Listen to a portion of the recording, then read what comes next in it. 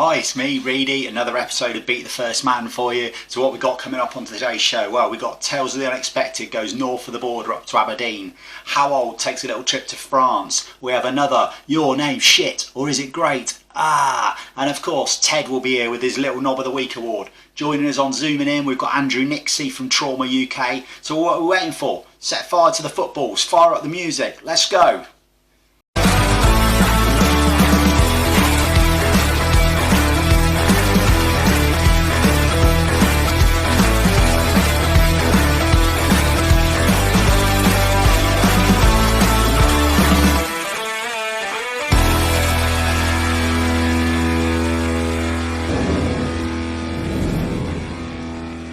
So, welcome to Beat the First Man, episode 30. And as always, massive thank you to all for continuing watching my little show and enjoying it as well. To anyone new to the show, if you enjoy, please make sure you hit the subscribe button down below, down here somewhere. One day I'll get that right. And hit the little bell next to it, because then you'll never miss another episode. So, if everybody's on board the BTFM bus, let's go. So, we start with Stoke Gabriel, and I have big news. The season's done. So the announcement that no crowds are going to be allowed back in until I think it's May the 17th has basically kiboshed all the lower leagues. There was just no way they could carry on. It was just impossible for them to run any other competitions with no spectators coming in. It just made no sense. So the season is completely null and void. So the positives: 100% Stoke Gabriel have not been relegated. They've stayed in the top flight. Luke Joyner, what a job you've done, my man. You've come in, steadied the ship, no defeats, no draws, nothing, stayed up, job done. All those defeats, all those thrashings, do you know what they mean? Bugger all, absolutely nothing. So fair play to Stoke. They deserve it. No matter what anyone said, they deserve it, because they kept going, they kept fighting, and this, whilst not how we wanted it to end, has at least given them that chance to start again next year. Chairman Gary Page is going to come on here in a few weeks on Zooming In, and he'll be talking about their hopes for next season, and maybe that mid-table finish, Gary, that you promised us. Remember that one? Don't forget, I haven't forgotten, and we will be bringing it up in your interview. But just a little thing, shout out to any volunteers at any non-league clubs who kept trying to keep their clubs going at this time. You know, the ones looking after pitches, keeping clubhouses tidy, stuff like all the little horrible jobs, and they've not even got a game of football to watch at the end of it. So respect to you all, my friends. And for the Stoke Gabriel players, committee, supporters, we are staying up. Say we are staying up. And it's time for this to come off. No. I'll be back. So, there we go. I have my own clothes. They don't sit very well there when you just try to put them on quickly in between takes. And the Stoke Gabriel shirt is now up on the wall behind. So until next season, that's where it will remain, and then we'll put it back on until they win that first elusive game that we promised you. So, let's start the part of the show where you can get your thinking caps on. We head to the city of Strasbourg in France. A man who made 246 appearances for Lyon before making the switch to Strasbourg, where he made a further 128 appearances. Quite an impressive career. A decent playing career. He then went on to manage his country, went on to manage France, although that didn't pan out quite so well. Probably best we skip over that bit. That's all irrelevant, because let's be honest, all we really want to know is when this picture was taken, how old was Raymond Dominic? Simple. Later on the show, we'll reveal the answer for you. But now, it's time, I think, for a bit of this.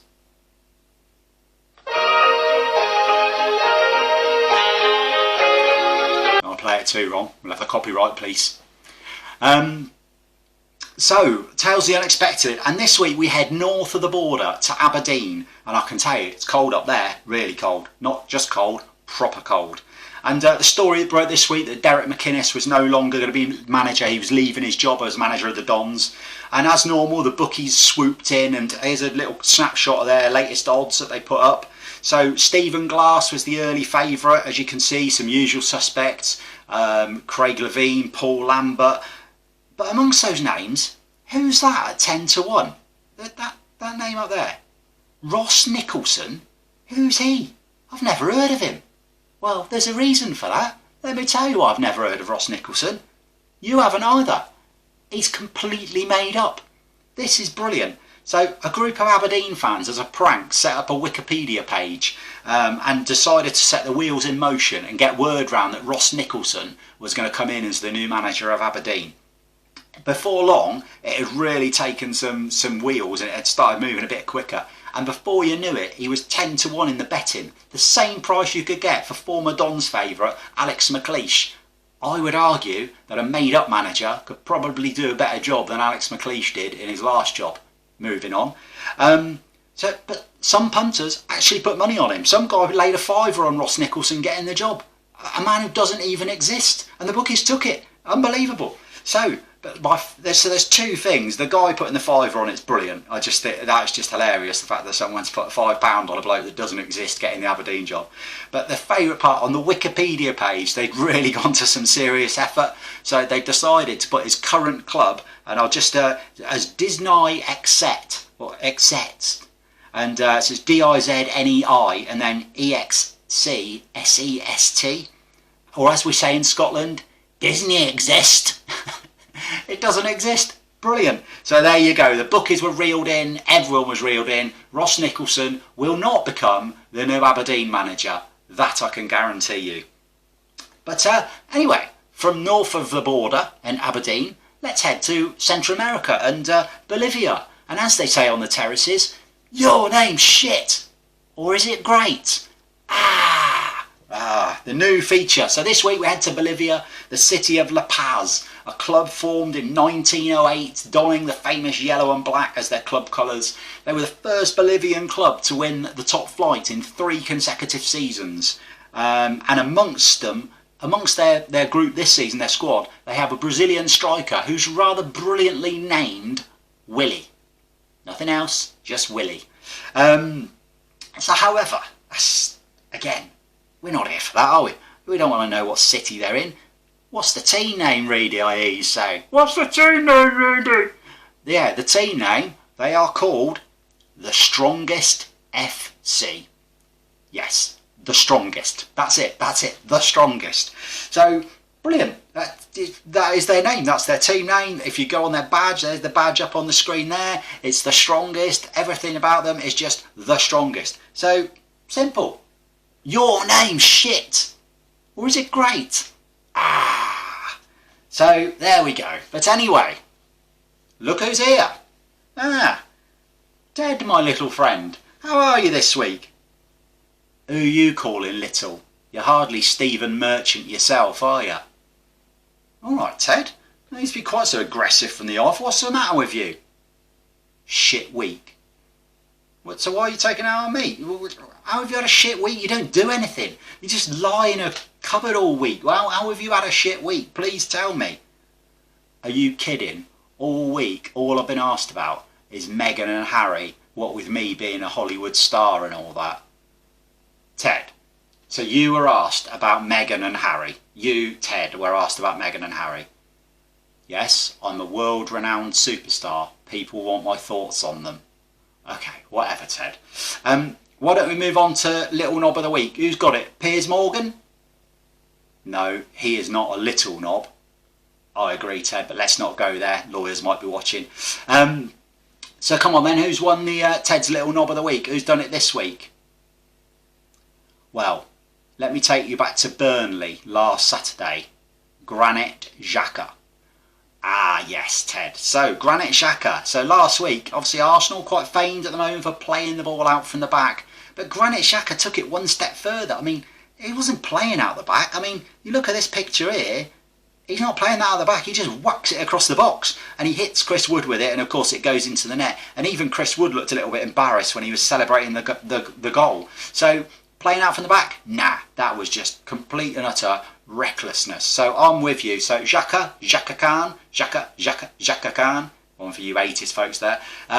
You have won this week's Little Knob of the Week.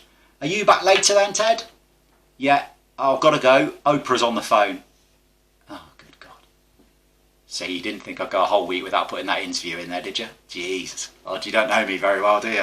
Anyway, thanks for that, Ted. So earlier on in the week, for Zooming In, I caught up with the lead vocalist of a band called Trauma UK. They're based in Oxfordshire. A guy called Andrew Nixey, who's the lead vocalist. Top man, really nice guy. We had a great chat. He's a massive Liverpool fan. Season ticket holder, the works. So sit back, enjoy the chat with Andrew. At the end there is a little clip of Trauma playing. If you like your music loud, you're welcome. If you don't like music loud, quickly turn your TV volume down a little bit. You can turn it back up afterwards because they're quite loud. So here's Zooming In with Andrew Nixey. So joining me this week on Zooming In, I'm delighted to welcome to the show Andrew Nixey, the lead vocalist of Trauma and also a massive Liverpool fan. So how are you, Andrew? I'm good, thanks, Mark. Good, good. Welcome to the show. So Trauma then, Andrew, this is your vehicle to sell yourself to a brand new audience who may never have heard of you or what you do. So describe your music. Who are you? How should we listen to you? Where should we go and find your stuff? Right, Trauma UK, we're a punk band, basically. Yeah, rock punk. Probably, yeah, old English style punk. Find us on all the social media, Trauma UK, Facebook, Twitter, YouTube. First formed in 1994.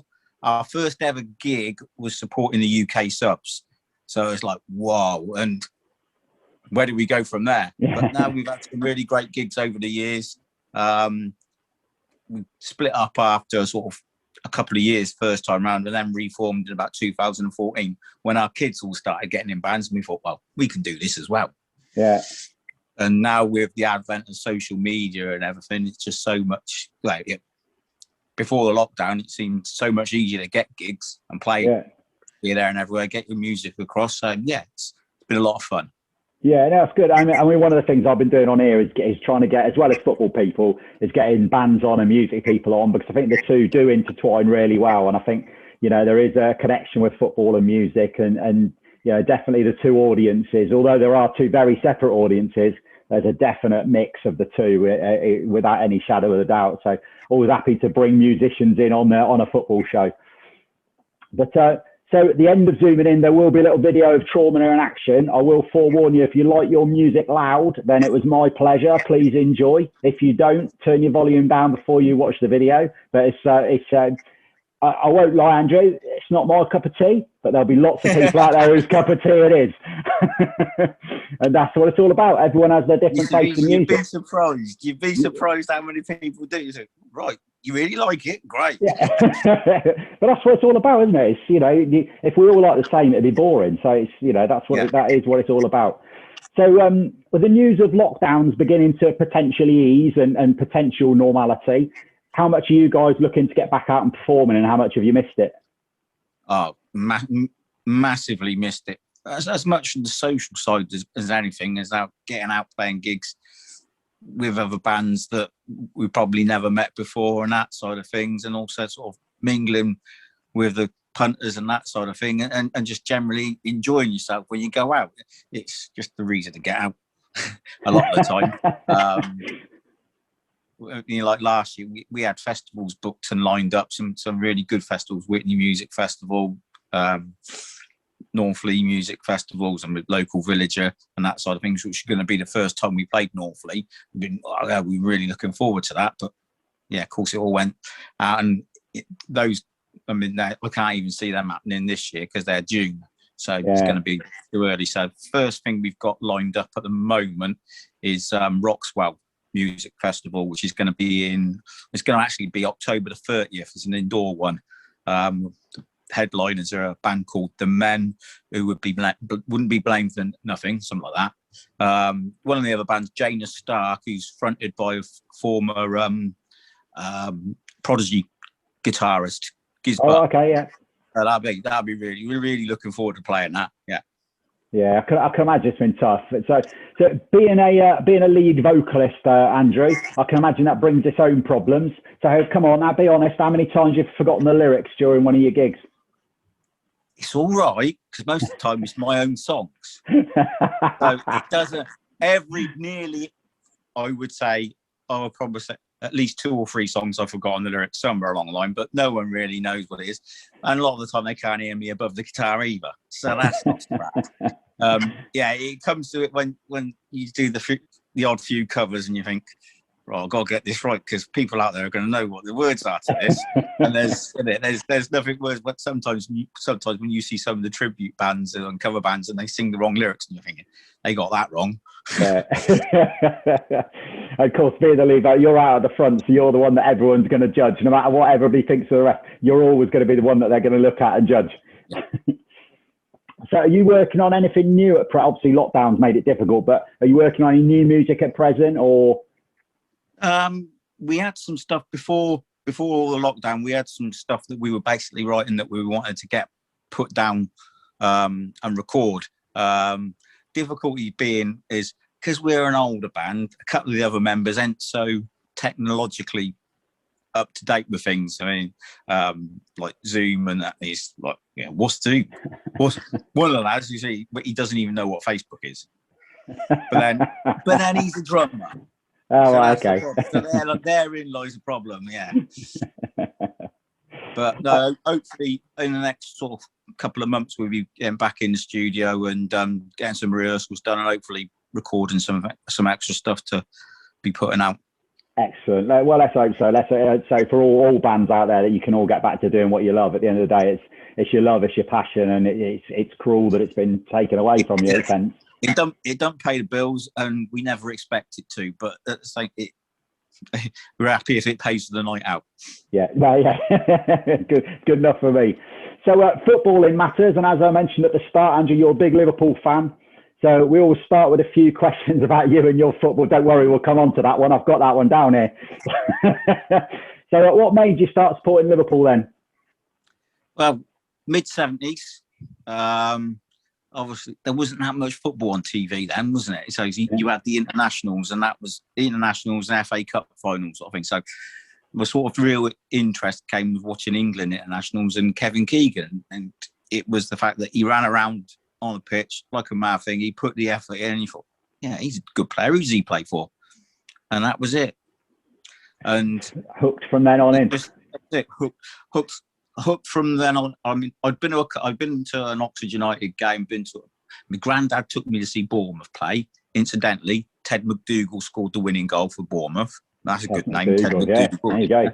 And then I went Liverpool mad about sort of 76, 77 before the European Cup final, following all through the stats and everything and that sort of thing. And then by luck, my dad applied for tickets for the 1978 European Cup final, and I went.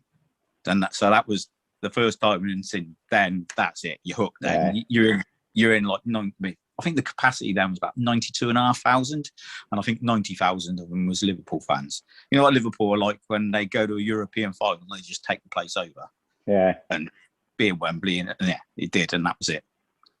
Excellent. We've all got one game that hooks us in on our team. It's, you know, there's always a reason why you go and watch that team, but we've always got one game that hooks us in, and sounds like the infamous Kenny Dalglish chip is the one that hooked you in. And that was the exact end that me and my dad were at, and the exact corner where he jumps over the advertising boards. If you look about 200 foot up in the air, and the gods, there I am somewhere, waving my flag. Brilliant. So highest high supporting Liverpool then? Highest high won't be probably the biggest Man United game last year when Salah scored that goal. Yeah.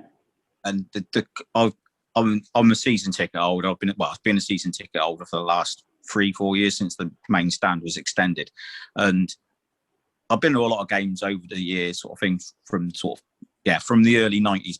Been to Anfield a lot, but I've never seen Anfield like that. People hugging each other and that sort of thing. Some of the people were starting to walk out because they had to go and get to their cars or whatever before the final whistle. But yeah, people just stood there hugging each other and just completely. The place just erupted, and it was just, we're going to win the league. You knew.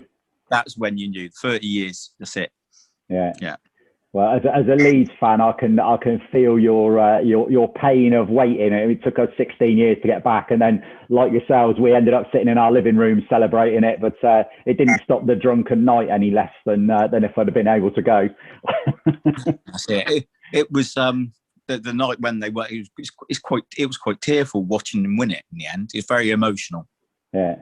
Well, you invest a lot of your time, don't you? You invest a lot of time and your money and your emotions into it. So when it comes round, it's, I mean, my lads, I brought them up. They've watched League One. They've watched the Championship. They've watched it's been rubbish for years. And then finally they got that moment that I'd promised them for years would come. And, I was choked. I was, so emotional inside because what I promised them would happen did happen eventually. Yeah. So it can only have been the same for you guys. And, it's, it had to come eventually. You couldn't keep going years. I mean, let's face it, we'd won it since the last time you'd won it. We've been out of the league for about 15 years. Yeah. Yeah. But, so on the flip side, lowest low supporting Liverpool. Other than at the moment, probably Hodgson when he was down about 15th, 16th, 17th, and you think. And the football was dire. Yeah, there was no entertainment value to it whatsoever. And you looked at the team, other than Gerrard, there was no one. Yeah. But no, fair enough. Yeah, Hodgson era, about them. So, favourite player, but not necessarily the best since you've been supporting. So, just the one who you would always want to be in the playground or on the field with your mates. I'd have to say Kenny. Yeah, definitely Kenny, because he was just the vision he had for the pass and that, and I think he was years ahead of his time. Yeah, brilliant. Absolutely, and he had the brilliant. biggest ass. No, he did that. He did that. He had some amazing body strength. People don't realise he wasn't that big, was he? He wasn't that tall. He's got stocky lad. 5'8". Yeah, but his strength was incredible to keep people away from the ball. So on the flip side, the worst player you've seen in a Liverpool shirt? Igor Biscan. Yeah. Blimey. How many? I don't understand how he had how many games he ever got. Yeah, he was very awful. There's a good name. I forgot about Igor Biscan. I always try and second guess it, and he wasn't the name that I'd completely forgot about. There could have been a few out there. There definitely could have been a few out there, but and to be that Igor Biscan fits. It's the right sort of name for a worst player as well, isn't it? I can't disagree. He's got to be called Igor. He's got to be called Igor. So obviously this season's been a massive disappointment for you all, and I think after last season, I think everyone expected you to go on, to be honest, and either win or at least challenge for it this year. So realistically, now what's the goal for this season? Obviously, you've got the Champions League that you're still in, which tomorrow night you've got the second leg. But in terms of the league, is it still to try and push for that top four? Do you think, or do you think that's gone? Got to try. I think personally, it's an outside chance at best now.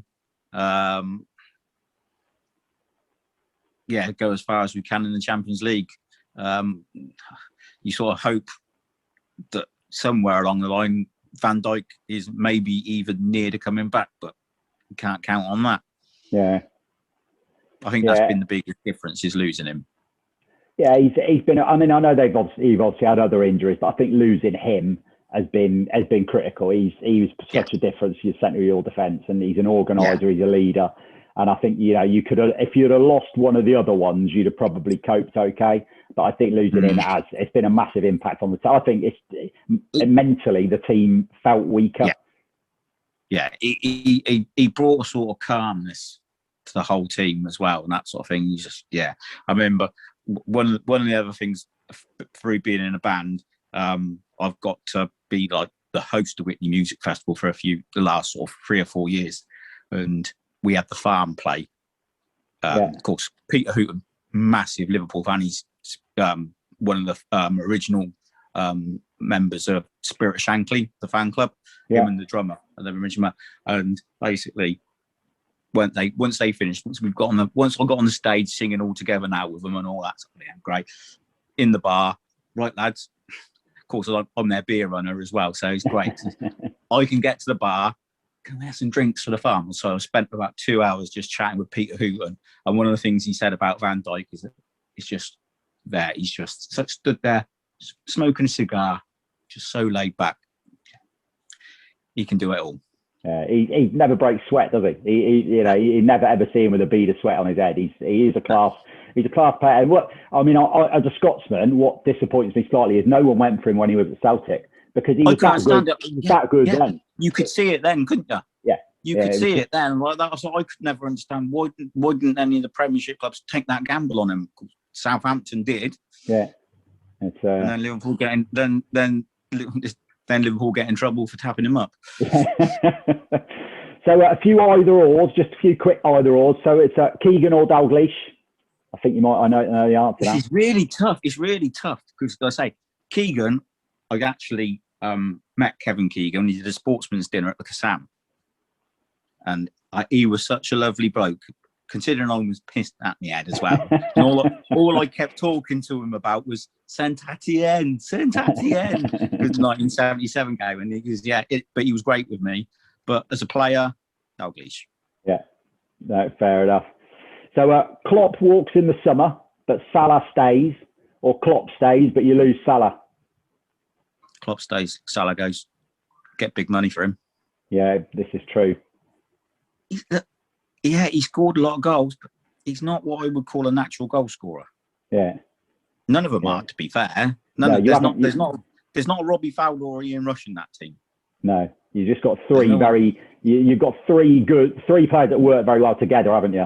I know that Mane, Salah thing, but they work well in that system, don't they? Yeah, very much. And that's what works. What did Salah do before he came to Liverpool? Yeah, no, well, I mean, he was at Chelsea, wasn't he, for ages? Chelsea couldn't get anywhere there. Yeah, he did okay at Roma, but he was playing on the wing again there, and he wasn't exactly scoring a lot of goals. No. So Liverpool win the Champions League, but you don't win the Premier League for the next 15 years, or you go out in the semis, but you win the league in the next 5 years. That'd be 7. No, we gotta win the league again. Yeah, we gotta win the league again. So tough one. Messi or Ronaldo? Messi. And VAR or no VAR? Oh, no VAR. 100% record. Nobody yet has said they want it. It's just shite, isn't it? It's just ruins the game. It just stops the game too much. Rubbish. Awful. I don't get me started. Spontaneity. I watched my team last night get done by another dodgy crayon-driven drawn line on the pitch. It's just it's a nonsense, absolute nonsense. That's the thing with the offside is how can they take the offside down to such a minimal line when the football itself isn't like a hard object? So at what point does it actually strike, when you strike the ball, does it actually leave the player's foot? Yeah. You can't narrow it down that much. No, it's just ridiculous. But there we go. I think we're stuck with it, unfortunately. So 5-a-side team then. So it's usual rules. You have to have seen them play live. You have to have one goalie, one defender, 2 midfielders, 1 striker. So start with your goalkeeper, Andrew, if you will. Pain me to say it, but I would say he's probably the best goalkeeper I've seen at Anfield with Schmeichel. Yeah, I think you're not the first person to mention him, and to be honest with you, I don't think you'll be the last either. Huge, commanded the area. Nothing got near him, other than Robbie Fowler, and that was about it. I think somebody said the other week when they were on, they picked Schmeichel, and they said the thing with me is if it was a one-on-one, you would always back him rather than the striker. Whereas, 9 times out of 10, it's the other way around. But he said, and when you think about it, it's probably true because he made himself so big, didn't he? And it was just, he was a frustrating goalkeeper to be playing against. Yeah. To say the only player I ever seen to get the better of him at any time was Fowler, because Fowler had that spontaneity to strike the ball before Schmeichel would even set himself.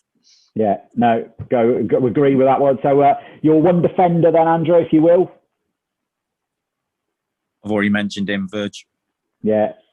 I don't think I've ever seen a better centre half. Out of interest, he's up there with the greats. He's up there with your Brazies, Maldinis, and that sort of thing. I think he's that good. So if you had Hansen and Lawrenson, do you think Van Dijk breaks them two up? Yeah, I think he does. I think he's that good. Yeah. He's remember the Shankly phrase when he introduced the world to Ron Yates. Take a walk around my giant. It's a colossus. And he got the press all to walk around him. Van Dijk's like that. He's absolutely huge, but he seems to have that agility as well. Yeah. Yeah, he's a proper athlete and he's a specimen. There's no two ways about it. So the first of your midfielders then, my friend? Stevie G. Yeah. Fresh off of his success at Rangers at the weekend as well. So yeah, well, we're grooming him. In the best possible taste. Of course, yeah. Do you think he will be your next manager when Klopp does go? Do you think that's the inevitable route? Yeah, I think so. I don't know. I think Klopp's got 2 or 3 years left on his contract as such. I think he's come out and said today that he doesn't go anywhere. He serves out his contract, much the same as the other top managers do, like Guardiola's is the same sort of thing, isn't it? You don't sack them sort of managers. Yeah, they see they go when they want to go. They see out their contract if they want to see out their contract. So yes, I think he's With Gerrard, was he the type of player who you notice more when he wasn't playing, or notice more when he was playing? Because sometimes you notice a player more when he's not there rather than when he was there. Yeah. I mean, early day when he first played, and before Benitez sort of calmed him down a bit, you could see sort of probably about 2002, 2003, he would be everywhere. He would literally, you'd see him pop up at right back and then he'd be left wing and that sort of thing. But Benitez sort of calmed down and said, hang on a second, you're going to run yourself into the ground here. You're going to have to sit in the midfield a little bit more. But say, as a five-a-side player, he could play anywhere. You'd have him in defence, up front, anyway. He'll be everywhere for you. Yeah. And who are you slotting in alongside him? Well, this was difficult because he could play midfield or he could play attack, so I couldn't leave him out again, Dalglish. Yeah. So he's going to have to play in midfield. I don't think he'd be too bothered. And Gerrard will do his running. Yeah.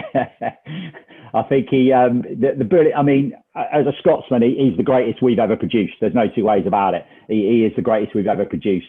And he used to get a hard time from Scotland fans over some of his performances for the country. The reality was he was 5 yards quicker up there than some of the players he was playing with, and that was the brunt of it.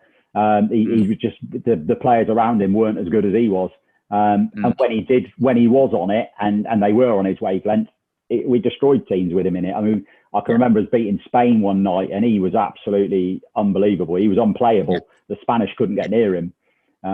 He's an incredible player, and I don't think Rush would have scored anywhere near the number of goals he did without Dalglish, would he? No, definitely not. Like you say, he needed the players around him to be able to feed off and that sort of thing, and to supply. Yeah. No, it's about this is a pretty strong five-a-side. It's got to be said so far. So who you got? This is. Yeah, I'm going to throw another one. Throw another one in here. This is an interesting Ronaldinho. I actually saw him play. I think it was 2003. Went on holiday to Salah, and there was a little sign in the hotel bar said trips to Barcelona, and Barcelona were playing Seville, and it was due to it being close to International Week, they had to kick off a minute past midnight. So we got the bus. We got the bus up to Barcelona, kicked off a minute past midnight, beat Seville 1-0. Ronaldinho scored a worldie from like 40 yards, lobbed the keeper. I was like, Jesus, what a player. Yeah, what touch. He was an incredible talent. There's no two ways about it. Absolutely incredible talent. And I think half the problem with Ronaldinho, in a little way, he enjoyed his off-field antics as much as he enjoyed his on-field antics. And it probably held him back a little bit in reality. But talent-wise, there's not many that are up there with him in terms of his ability. And he'll score you some goals in that five-a-side team. Oh, I lost you then. Oh yeah. Yeah. Just Gerrard's going to have to do an awful lot of running You're not wrong. He can do that. Obviously, if you've gone for him up front, how close were Rush and Fowler to getting in the side? They must have been pretty close to getting in the side. Yeah, real close. I thought of them both, and then I sort of think, I thought, oh, hang on a second. Yeah, I'm a Liverpool fan, but also as well, I'm a football fan as well. So yeah, you've seen some great players over the years. So I wanted to mix it up a little bit, so a bit more interesting. He's a class act, and I think there'll be youngsters that watch, because YouTube is inevitably, there's a lot of youngsters watch this, and they just need to go on YouTube Ronaldinho and just spend 5 minutes watching him on YouTube, because the lad had ridiculous ability, absolutely ridiculous, and he didn't carve a bad career out for himself, to be fair. No. He did all right. Yeah. So we've got Schmeichel, Van Dijk, Gerrard, Dalglish and Ronaldinho. I'm going to go as far to say, Andrew, that's the strongest side we've had so far. Good, yeah. I mean, like I say, I'm old. I've seen a few players. Yeah.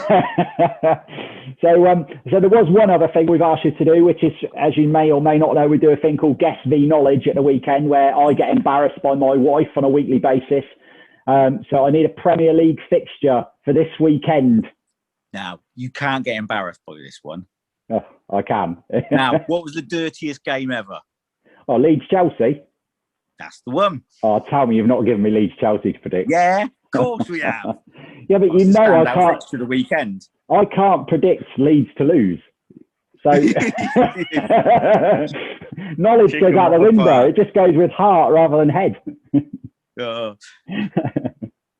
I shall let her know and see what reaction we get. But I can imagine. I can imagine it now. Get the 1970 FA Cup final on YouTube. Say, watch this first. Now, there is a game to watch. Say, guess how many red cards. Now let's see VAR work with that one. Yeah. Andrew, it's been a joy to have you on, mate. Thank you so much. I've really enjoyed your company. It's been really good. I say I will put on a video clip of Trauma afterwards, after this zooming in. You can find their stuff. Andrew, if you send me a link to your Spotify stuff, I'll put it on the Twitter feed. So if anybody wants to find it from there, they can go and find their stuff. And hopefully you guys will be back out performing live. And next time I'm back down in Whitney seeing some of my old mates, I'll be sure to pop along and catch you. See you in Fat Lils. Yes, look forward to it. All right, take care, Andrew, and back to the show. Cheers, Matt. See you soon. Cheers. Bye. He's getting high like a fool, and then there's an alien on the loose again.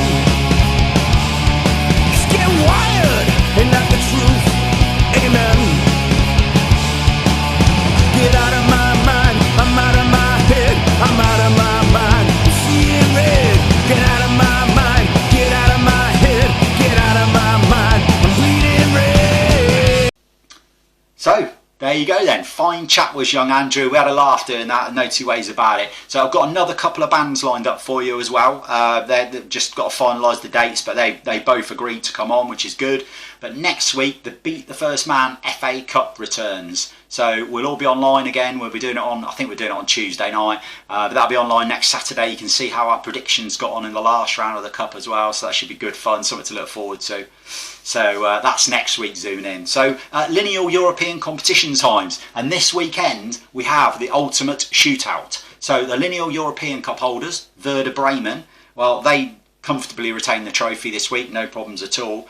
But remember Borussia Dortmund held the lineal UEFA Cup? Well, they lost. They lost to Bayern Munich. Bayern Munich beat them, so Bayern Munich now hold the lineal UEFA Cup. So Saturday, Werder Bremen meet Bayern Munich head to head. So pretty simple how it works. If Bremen win or draw, they will keep the lineal European Cup.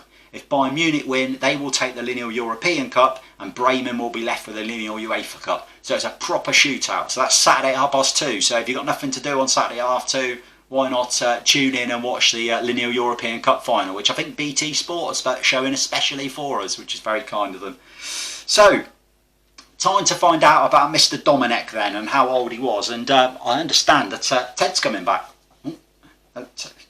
Here he is. What are you doing? What are you trying to talk in my ear? I've not even asked you a question yet, man. So, Ted, you alright? You back then? Bonjour. Okay, Ted, yes, Dominic was from France. We've decided that. Ça va. How long are you going to pan this one out for? How many French comments or sayings are we going to get here? Une baguette, monsieur. For Christ's sake, Ted. Enough with the lame French jokes. Anyway, we'll take the public's guesses first. So, Beth from Morpeth, I'm afraid you were wrong. I think you were trying to be too clever. He wasn't 21, much older than that, I'm afraid. Well, I say much older. Sally from the Alley Pally. He was not. 180! Sorry. Went into the darts gag, sorry. So, Ted, what was your guess? Monsieur Dominique est 69. Right, that's it. Go on, get out of here with your lame French jokes. Honestly, I'm not having it. That bear, if he doesn't start behaving, he's a goner. He's out of the show. Simple as that. So, Raymond Dominic, let me tell you, when this photo was taken, Raymond Dominic was 25 years old. Imagine going out clubbing at 25 looking like Raymond did. Wowzers. I mean, he had the face of a man who'd been walking in the wind, and he'd been out walking in this week's weather. There's no two ways about it. So there you go. We'll have another one next week. I think we're going north of the border. I think we've got a Scottish one for you next week, and another one to look forward to. I might try and play a little trick next week, who knows. So last but by no means least, yeah, the theme tune to Guess V Knowledge, and you don't know what you're doing, hinting that me, Knowledge, has not got a clue what I'm doing. To be fair, with the scoreline at the moment of Guess 15, Knowledge 10, it's hard to disagree. So it's not been going my way. To say it's not been going my way, let me take you back to last week. Man United, Man City. I predicted a 2-0 Man City win. Defensive wall, give nothing away, blah, blah, blah, blah, blah. A load of old shit I spouted out about Man City's defence. 35 seconds into the game, they give away a penalty and they're 1-0 down after a minute. So my correct score was gone. Surely a new low even for me. When it went to 2-0 and she had 3-2, there was a little part of me thinking, shit, if this comes off, I am out of it. I'm done. Generally, I was done. I was giving it to someone else. It was going to be Guess v Guessed. I'd already come up with the idea to change it, but it didn't, so none of us got any points. So this week, as you heard, Andrew has given us Leeds v Chelsea predict. So Guess has shown a bit of a weakness here. This is her first little chink in her armour, and she said that she can't go against Leeds because obviously she's kind of got into watching Leeds where I've been watching them. So she says she can't bet against Leeds. Anyway, she's plumped for Leeds to win 1-0, which I'd rip your arm off for right now if I'm being honest. Well, me, so do I go Chelsea, and if Leeds lose I get some points in Guess V Knowledge? Do I stick with Leeds and not bet against them, which I've never done? I won't lie, I've got a little feeling about Leeds this weekend. I don't know, there's nothing to back it up, absolutely nothing, other than the fact the second half at West Ham we did look a little bit back to how we have been playing recently. And I think the Lampard situation's gone. That's been taken out of the equation. So all the crap that went around that and the Spygate shit, that's all gone. Tuchel's come in. He's changed the way Chelsea are playing. They're not letting in many goals, but they're very, very cautious in how they play. And I would even argue the teams they've played so far, they've not really been putting under any serious attacking pressure. I just feel if we can get at them, which we will get at them, we will attack them, we could cause them some issues. Their three at the back's going to leave some holes in behind for the two wide men, Rafinha and either Costa or Harrison, whichever one he decides to start. I just think we could have a little bit of a chance. And I've had a sneaky feeling all week. I say, I've got nothing to back it up. It's a gut feeling, and I'm going to have to stick with it. I'm going to have to stick with the fact that I genuinely think Leeds are going to get something out of this game. So I was going to go for a draw, but I'm not. Sod it. I'm going all in here. I'm going Leeds to win 2-1. The first goal is critical. If Leeds get the first goal, I think we go on and win. If we concede the first goal, I think Chelsea will just sit in and soak up. Probably it is on the break and get a second goal, but who knows? I say, I'm fair. I just got this feeling Leeds are going to do enough. So, but let's see who comes up trumps this week. So people, that is it. Thank you so much for watching. Genuinely, from the bottom of my heart, I can't tell you how much I appreciate it. If you did enjoy the show and you're not a subscriber, please click the subscribe below. Click on the little bell. If you enjoyed what you watched, give me a thumbs up. Jot your comments in down below. Anything you'd like to see, anything you don't want to see, anything I need to get rid of. Has Ted gone too far with the French jokes? Did you think Dominic was 25? What's your prediction for Leeds v Chelsea? Yeah, fire it all in. Anything you want in the comments below. But guys, as always, ding ding, next stop Saturday 20th of March, episode 31 for Beat the First Man. Stay safe as always, and we will see you all next week. Take care.